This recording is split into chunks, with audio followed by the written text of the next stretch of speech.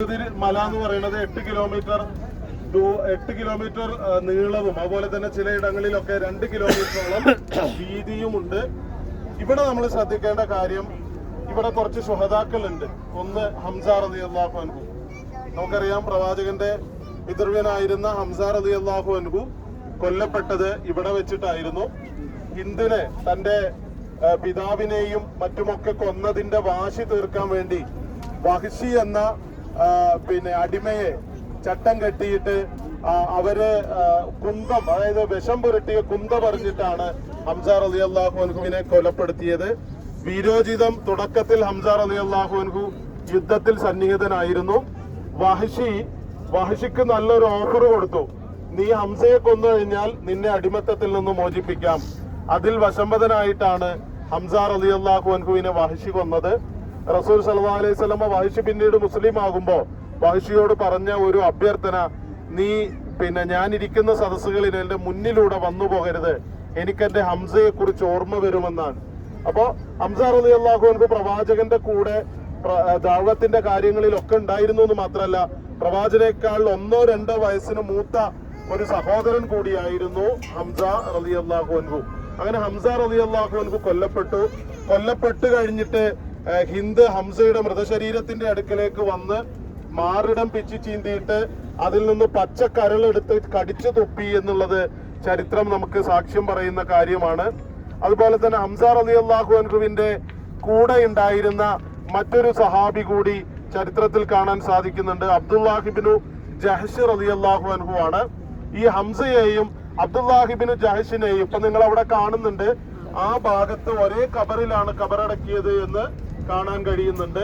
മറ്റൊന്ന്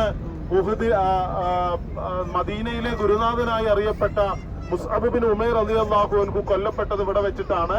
നമ്മൾ ബസ്സിൽ നിന്ന് പോന്നപ്പോ പറഞ്ഞതുപോലെ ഇറക്കത് പുല്ലുകൊണ്ട് കാലിന്റെ ഭാഗവും തലയുടെ ഭാഗം കിട്ടിയ കഫൻ പുടവ കൊണ്ട് മൂടിയിട്ടാണ് അദ്ദേഹത്തെ കഫൻ ചെയ്തത്. അതുപോലെ തന്നെ ഷമ്മാസ് ബിൻ ഉസ്മാൻ, അതുപോലെ അനസ് ബിൻ നളർ, അദ്ദേഹവും വളരെ പ്രധാനപ്പെട്ട ആളാണ്. അദ്ദേഹത്തെ ഇവര് കൊലപ്പെടുത്തിയത് 70ഓളം വെട്ടുകളായിരുന്നു അദ്ദേഹത്തിന്റെ ശരീരത്തിൽ ഉണ്ടായിരുന്നത്. 70ഓളം കഷ്ണങ്ങളായിരുന്നു.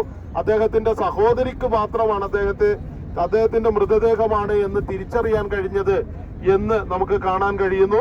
അതുപോലെ തന്നെ Saad bin Rabi, Abdullahi bin Amr bin Haram, Amr ബിനുൽ ജമൂഹ് മുടന്തനായിട്ടായിരുന്നു അദ്ദേഹം ഉണ്ടായിരുന്നത്.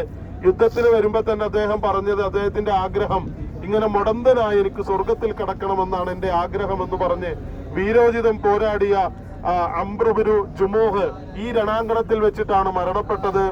അതുപോലെ തന്നെ ഹല്ലലത്ത് ബിനു അബി ആമിർ റളിയല്ലാഹു അൻഹു, ഹല്ലലയെ കുറിച്ച് നമ്മൾ ആലോചിക്കുമ്പോൾ അദ്ദേഹം വിവാഹം തലേ ദിവസം നടന്ന് അദ്ദേഹത്തിന്റെ ഭാര്യയുമായി കിടപ്പറ പങ്കിട്ട് അദ്ദേഹം വലിയ അശുദ്ധി ബാധിച്ച അവസ്ഥയിലാണത്രേ യുദ്ധത്തിന്റെ വിളിയാളം ഉണ്ടായത്. അദ്ദേഹം യുദ്ധത്തിൽ വന്ന് പങ്കെടുക്കുകയും വീരോചിതം പോരാടി അദ്ദേഹം ഷഹീദാവുകയും ചെയ്തു. സഹാബത്ത് അദ്ദേഹത്തിന്റെ അടുക്കലേക്ക് ചെന്നപ്പോ അദ്ദേഹത്തിന്റെ തലയിൽ നിന്ന് ഉറ്റി വീഴുന്ന വെള്ളത്തുള്ളികൾ ഇങ്ങനെ കാണാനിടയായി. ആ സമയത്ത് ചോദിച്ചു അത്ര, ഈ വെള്ളത്തുള്ളികൾ എന്താണ്? അദ്ദേഹം ജനാബത്തുകാരനായിരുന്നു. അദ്ദേഹത്തെ മലായിക്കത്തുകൾ കുളിപ്പിച്ച സംഭവം വരെ ചരിത്രത്തിൽ നമുക്ക് കാണാൻ സാധിക്കുന്നു. അങ്ങനെയുള്ള ഹല്ലല റളിയല്ലാഹു അൻഹുവിന്റെ വീരോചിതമായിട്ടുള്ള പോരാട്ടവും നമ്മളിവിടെ ഓർക്കണം. അങ്ങനെ മുസ്ലിങ്ങളുടെ കൂട്ടത്തിൽ നിന്ന് ഏറെ പേർ രക്തസാക്ഷികളായ രണാങ്കണമാണ് ഉഹദ് എന്ന് പറയുന്നത്. വലതുഭാഗത്ത് കാണുന്ന ജബൽ റുമാത്ത് നമുക്ക് അനുസരണക്കേടിന്റെ മലയായിട്ട് കാണാൻ കഴിയുകയാണ്. ഇവിടെ നിന്ന് നമുക്കുള്ള ഗുണപാഠം എന്ന് പറഞ്ഞാൽ, നേതൃത്വം, ആ നേതൃത്വത്തെ ഒരു നേതൃത്വത്തിലേക്ക് ഏൽപ്പിച്ചു കഴിഞ്ഞാൽ അവരെ നമ്മൾ അനുസരിക്കണമെന്നുള്ളതാണ്. അനുസരണക്കേട് എന്നുള്ളത് ഇസ്ലാമികമായി തെറ്റായ കാര്യമാണ് എന്ന് കൂടി നമ്മൾ മനസ്സിലാക്കണം. ഇനി നമുക്ക് ഈ ബോർഡിലേക്ക് പോകാം. ഈ ബോർഡില്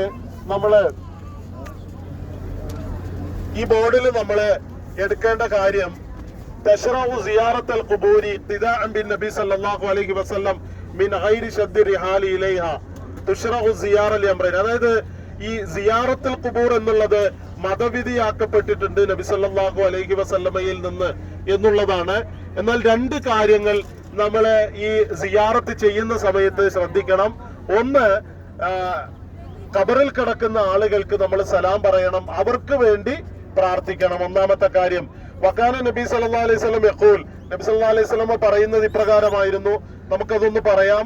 അസ്സലാമു അലൈക്കും അഹ്ലദ് ദിയാരി മിനൽ മുഅ്മിനീന വൽ മുസ്ലിമീൻ വഇന്നാ ഇൻഷാ അല്ലാഹു ലലാഹിഖൂൻ അസ്അലുല്ലാഹ ലനാ വലക്കുമുൽ ആഫിയ. മുസ്ലിം ഉദ്ധരിച്ച ഹദീസാണത്. നമ്മൾ പറയേണ്ടത് ഈ ഖബറിൽ കിടക്കുന്ന ആളുകൾക്ക് നമ്മൾ സലാം പറയും. വിശ്വാസികളും മുസ്ലിങ്ങളുമായ ആളുകൾക്കാണ് നമ്മൾ സലാം പറയുന്നത്. ഇൻഷാ അല്ലാഹ് വളരെ വൈകാതെ ഞങ്ങൾ നിങ്ങളോടൊപ്പം ചേരും, മറയുടെ ലോകത്ത് ഞങ്ങളും വരും.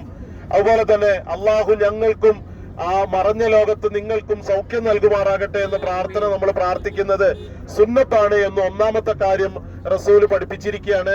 രണ്ടാമത്തേത് തുദക്കിറുൽ ആഖിറ, നമ്മളെ തദക്കുറുൽ ആഖിറ, നമ്മൾ ആഖിറത്തിനെ കുറിച്ച് ചിന്തിക്കണം എന്നുള്ളതാണ്. അതായത് നമുക്ക് ഈ ജീവിതമല്ല, പരലോകം എന്നുള്ളത് വരാനുണ്ട് എന്ന ചിന്ത നമുക്ക് ഉണ്ടാകണം. അതും റസൂല് പറഞ്ഞ എന്താണ്, ഇന്നി കുൻതു നുഹീതുക്കും അൻ സിയാറത്തിൽ ഖുബൂർ, മുമ്പ് ഞാൻ നിങ്ങളോട് ഖബർ സന്ദർശിക്കുന്നതിന് വിലക്കിയിരുന്നു. ഫസുറൂഹ, എന്നാൽ നിങ്ങൾ ആ ഖബർ സന്ദർശിക്കുക. ഫഇന്നഹാ തദക്കുറുൽ ആഖിറ, അത് നിങ്ങൾക്ക് ആഖിറത്തിനെ കുറിച്ചുള്ള ഓർമ്മയുണ്ടാക്കും എന്നുള്ളതാണ്. മൂന്നാമത്തെ കാര്യം പഠിപ്പിക്കുന്നത് അത്തമസ്സുഖു ബിൽ ഖുബൂരി ബിദ്അ, ഈ ഖബറുകളിൽ എന്താ പറയാ തൊട്ടു തടവുക എന്നുള്ളത് ബിദ്അത്തായ കാര്യമാണ്. മഹ്ദസത്തുൻ, അത് യഥാർത്ഥത്തിൽ മതത്തിലേക്ക് പുതുതായി കടത്തിക്കൂട്ടിയ സംഗതിയാണ്. ലാ യജൂസു, അത് അനുവദനീയമല്ല. നമ്മുടെ നാട്ടില് ജാറങ്ങളും അതുപോലെ തന്നെ പച്ചപ്പുതച്ച ജാറങ്ങളൊക്കെ ഒരുപാട് കാണും. അത് അവിടെ പോകലോ അങ്ങനെ പച്ചപ്പുതപ്പ് ധരിപ്പിക്കലോ അവിടെ പോയിട്ട് തടവലോ ഒന്നും ഇസ്ലാമികമായി ശരീഅത്തിൽ പറയാത്ത കാര്യമാണ്, അനുവദനീയമല്ല.